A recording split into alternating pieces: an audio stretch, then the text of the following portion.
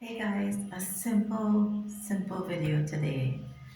When I started this channel, and I think this might be 5 days into the journey towards a new reality, it started to shift something in me. Now, if you go back to that video where I spoke about founding Sand and Soul, the Caribbean's first flip-flop brand, and it just not working out the way that I hoped it would, that the plans were crushed and I simply just had to more or less walk away from it. Something came to me today and I realized I never grieved that. I never grieved the fact that my dream, something that was really close to me, close to my heart, just couldn't go on. I never grieved. And so I went on to other things and other things and other things without processing the emotions that were associated with that loss, that sadness, that disappointment. And coming to realize now, thank God I started doing this, that not dealing with the grief, pushing it aside or burying it, caused a lot of, I would say, emotional scar tissue.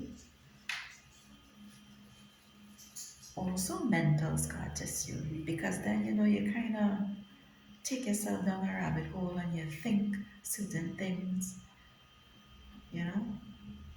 And now I'm realizing, it didn't work out the way I hoped it would have worked out. But now that I'm starting to, you know, look back and with a healthy mindset, with healthier emotions, I'm like, it could work another way, potentially. Not saying I'm going down that road, I'm just saying that I've come to a new perspective. I'm holding space for a new perspective. And so there's a saying about grief that grief really is love with no place to go. And I want to put that in terms of, well, my situation, potentially your situation, not necessarily grieving the loss of a loved one, but let's say grieving the fact that you may have lost a job or walked away from a relationship, or something like what happened with me. The business didn't turn out the way that I hoped it would turn out. You know,